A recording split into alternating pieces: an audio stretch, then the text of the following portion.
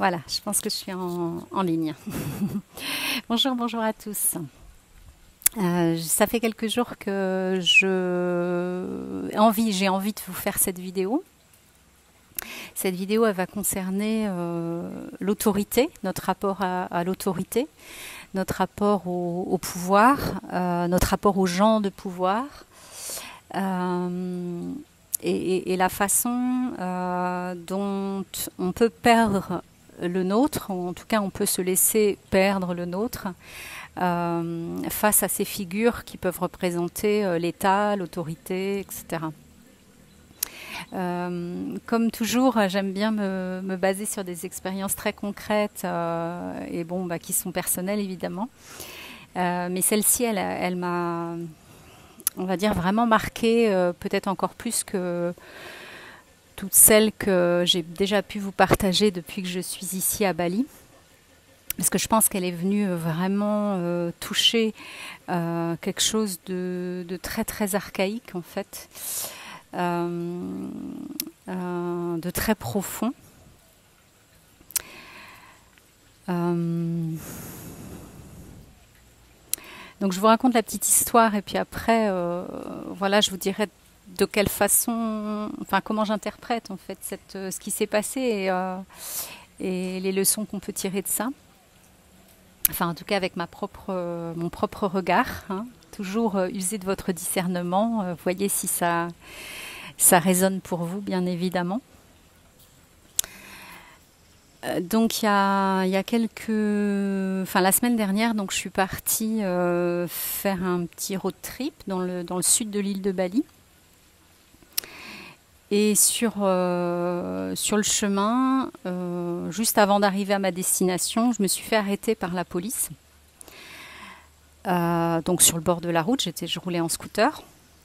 Ils m'ont demandé mon permis international, sauf que, voilà, par négligence, je l'avais oublié. J'étais partie avec un petit sac en fait, et j'avais laissé ce document chez un ami. Donc je n'avais pas de papier à leur présenter, évidemment. Donc ces personnes, donc ces policiers, entre autres, donc c'est parce qu'ils étaient très nombreux. Donc il y en avait plusieurs autour de moi, me questionner avec un regard, on va dire, que moi j'aurais pu voir comme un regard de geôlier, hein, de geôlier de prison.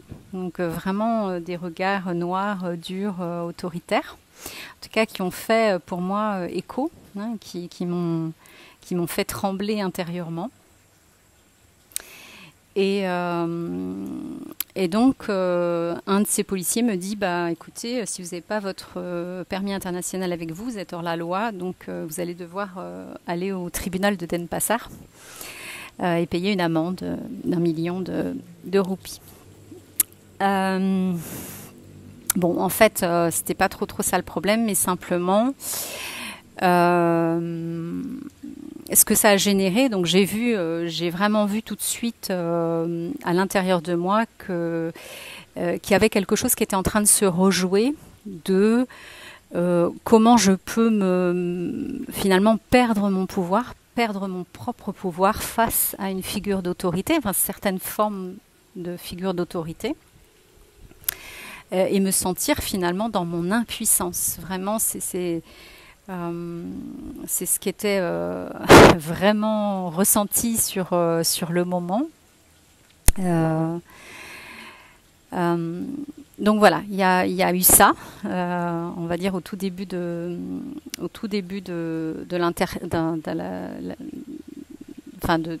au moment où ces policiers m'ont arrêté.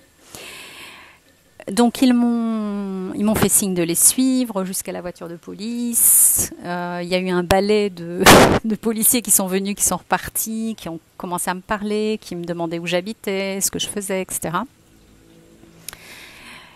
Et puis, enfin, une certaine forme en tout cas, malgré l'émotionnel qui était très très présent, j'avais cette distance qui me permettait de voir qu'il y avait quelque chose qui ne sonnait pas juste dans leur comportement. En tout cas, qui qui me faisait dire non, tu ne peux pas accepter ce qu'il te propose en fait, le décor qu'il te propose.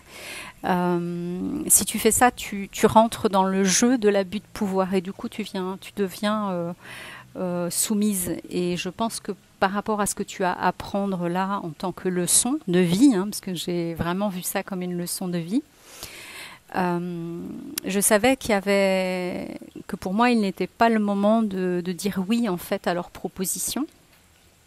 Et donc quelques instants plus tard, un des policiers me dit écoutez, si vous nous donnez 300 000 maintenant, eh bien vous pouvez repartir, vous n'aurez pas à aller au tribunal de Denpasar. Et moi, j'écoute à l'intérieur et ça me dit toujours non, non, c'est pas un scénario possible en fait. Il y avait vraiment quelque chose qui a commencé. Donc après l'agitation intérieure, il y a vraiment eu quelque chose qui s'est posé hein, comme fermement à l'intérieur du corps, hein, parce que c'était vraiment très physique, hein, c'était des sensations très physiques, une forme de détermination, quelque chose de très posé dans le bas du corps, très ancré, très posé dans le bas du corps, et ça disait non. Mais moi je ne parlais pas en fait, je ressentais pas du tout le besoin de dire quoi que ce soit. Et donc, il y avait vraiment quelque chose qui se passait au sein de mon corps simplement. Donc vraiment, je sentais que j'avais besoin de me poser dans le bas du corps, de respirer, et puis surtout de dire non intérieurement à cet abus de pouvoir. Vraiment, il y avait un non ferme et définitif, quelque chose d'irrévocable, de non discutable. Voilà. Et donc ça a duré encore une dizaine de minutes, ce truc-là. Et puis, donc, il tournoyait autour de moi, il venait. Moi, je bougeais pas, j'étais juste debout. Et puis, j'ouvrais pas mon sac à dos pour dire que j'allais payer quoi que ce soit. J'étais vraiment là, je bougeais pas. Et il y a un nouveau policier qui vient vers moi et qui me dit bah, ok, donnez-nous 200 et ce sera ok. Et puis là, ma tête me disait bon bah paie 200 et va-t'en quoi. Maintenant c'est bon, tu vas pas t'embêter et tout. Puis il y avait vraiment quelque chose de plus fort intérieurement qui disait non, non, il est hors de question que je paie 200. Et c'était pas une question d'argent, hein. C'était vraiment une question de faire face à l'autorité, face à l'abus de pouvoir. Et donc je suis restée vraiment centrée. Et il y avait vraiment un policier, comme je disais, un des policiers qui en tout cas pour moi avait vraiment un regard de tueur, donc pas rigolo du tout. Et en tout cas pour moi, hein, puisque on sait qu'il n'y a rien à l'extérieur, donc c'est vraiment. Et donc cet homme-là particulièrement, je me suis dit bon, et si tu voyais en lui, ça me fait penser au texte que j'ai posté il n'y a pas si longtemps, donc sur chaque personne, chaque être humain est un de nos frères, quoi. Donc je l'ai vraiment regardé comme ça, comme une âme à part entière, hein, au-delà de ce qu'il pouvait montrer, au-delà du rôle qu'il se donnait, au-delà du masque, au-delà de son côté abusif dans la forme. Je l'ai vraiment dans mon cœur regardé comme ça. Et donc, au bout de 5 minutes, il est venu vers moi et il me dit bah, vous pouvez y aller. Et donc, je suis partie. J'ai enfourché mon scooter et puis je suis partie, donc sans avoir à payer d'amende. Et là, je savais que je venais, en fait. Il y a plusieurs leçons, en fait, dans ce qui est arrivé. J'ai dû gérer l'émotionnel parce que j'ai dû gérer l'émotionnel le lendemain. Quand je dis gérer l'émotionnel, c'est-à-dire que à la suite de ça, évidemment, j'étais contente, etc. Mais ça m'avait demandé quand même de puiser dans mon énergie, hein, de faire face à ces figures d'autorité. Et du coup, le lendemain, il y a eu besoin de relâcher par des pleurs les tensions causées par cela.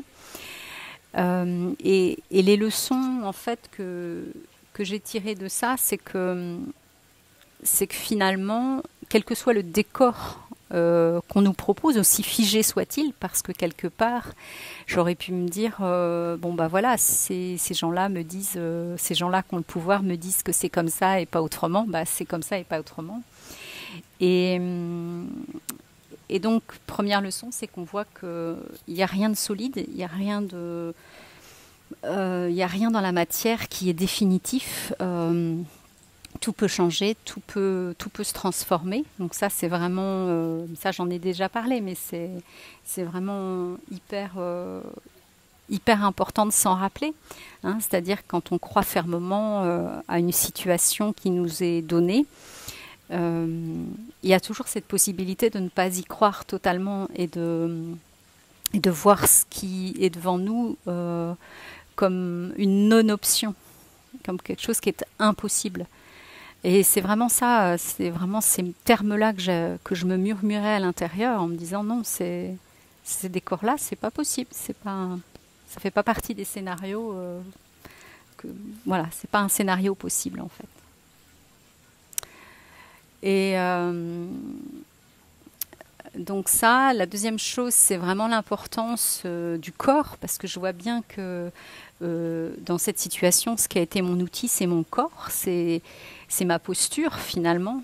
Qu'est-ce qui a permis à ces hommes de ne pas m'abuser? C'est parce que mon corps était un pilier, je le sentais comme ça, je le sentais comme un pilier, ça partait vraiment du coccyx jusqu'en haut de la tête, et il y avait vraiment une énergie de puissance à l'intérieur et qui faisait que, bah non, vous pouvez toujours essayer de m'abuser,